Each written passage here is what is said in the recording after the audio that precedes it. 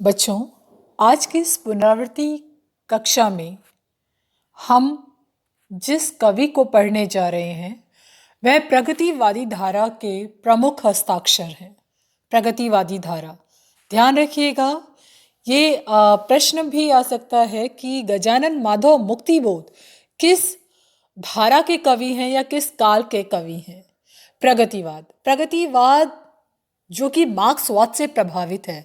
मैंने जब रघुवीर सहाय जी का परिचय पढ़ाया था आपको, तब उस वीडियो लेसन में भी आपको बताया था कि रघुवीर सहाय भी प्रगतिवादी चेतना से प्रभावित कवि हैं। यहाँ जो कवि हमारे सम्मुख हैं, आप जिनको देख रहे हैं, गजानन माधव मुक्तिबोध, ये प्रगतिवादी मार्क्सवादी धारा से प्रभावित थे। इनका मानना था कि जो लघु मानव है, जो शोषण है, वह तभी खत्म हो सकेगा जब पूंजी व्यवस्था, पूंजीवाद खत्म हो। और तो पूंजीवाद कैसे खत्म होगा? पूंजीवाद को खत्म करने के लिए सर्वहारा की क्रांति आवश्यक है। जब क्रांति होगी, सर्वनाश होगा, तभी नए का जन्म होगा। या जो नया है, जो लघु मानव है, लघु मानव की संज्ञा दी गई है सामान्य मनुष्य को। लघु मानव जो मजदूर वर्ग है, किसान वर्ग है, वह पनप सकेगा। अन्यथा वट वृक्ष के समान जो पूंजीवादी व्यवस्था है, उनकी छाया में वह छोटे छोटे पौधे के समान जो लघु मनुष्य हैं, जो लघु मानव है, उनका कोई अस्तित्व नहीं है। तो हम परिचय पढ़ रहे हैं गजानन माधव मुक्तिबोध का। क्या कहते हैं? जन्म 13 नवंबर सन 1917, श्योपुर, ग्वालियर, मध्य प्रदेश। मध्य प्रदेश के कवि हैं ये। मध्य प्रदेश इनका जन्म स्थान है। प्रमुख रचनाएं: चांद का मुंह टेढ़ा है, भूरी भूरी खाक धूल, कविता संग्रह हैं दोनों उनके। काठ का सपना, विपात्र, सतह से उठता आदमी, ये क्या है? इनके कथा साहित्य हैं।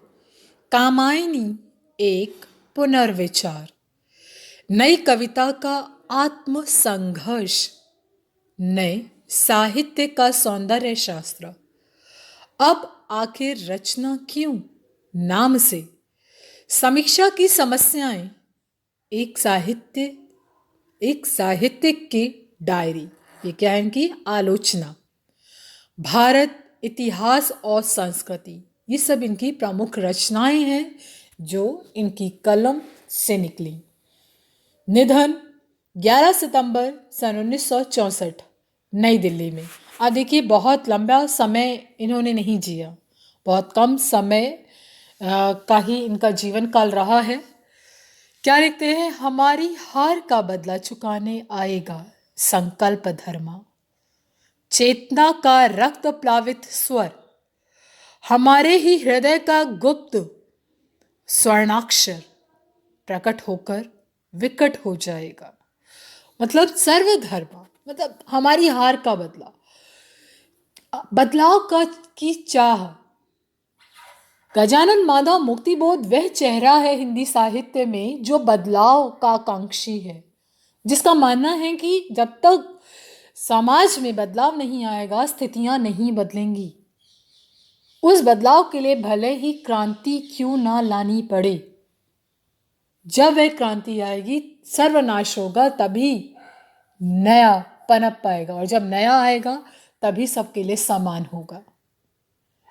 इसीलिए वो अपनी कविता में भी उसी स्वर को बुलंद करते हैं। हार का बदला चुकाने वाले संकल्प धर्मा कवि मुक्तिबोध का पूरा जीवन संघर्ष में बीता है। उन्होंने 20 वर्ष की छोटी उम्र में बड़नगर मिडिल हाई स्कूल में मास्टरी की।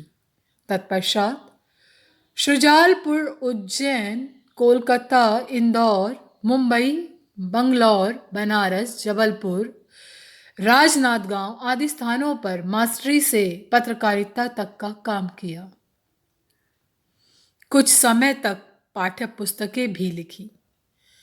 छायावाद और स्वच्छंदतावादी कवि के बाद जब नई कविता आई तो मुक्तिबोध उसके अगुआ कवियों में से एक थे।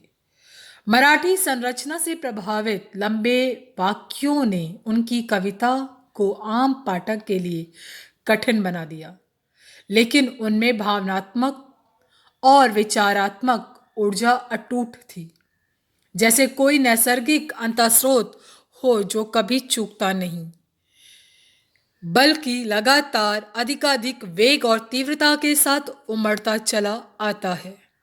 यह ऊर्जा अनेकानेक कल्पना चित्रों और फैंटसियों का आकार ग्रहण कर लेती है। मुक्तिबोध की रचना ऊर्जा का एक बड़ा अंश आलोचनात्मक लेखन और साहित्य संबंधी चिंतन में सक्रिय रहा। वे एक समर्थ पत्रकार भी हैं। इसके अलावा राजनीतिक विषयों, अंतर्राष्ट्रीय परिदृश्य तथा देश की आर्थिक समस्याओं पर वह लगातार लिखते रहे हैं। हमने पढ़ा कि इन्होंने बहुत कम आयु में ही कार्य करना प्रारंभ कर दिया था। कोई व्यक्ति स्वेच्छा से अपने जीवन के प्रारंभिक काल में ही काम का कार्य का बोझ या इस तरह की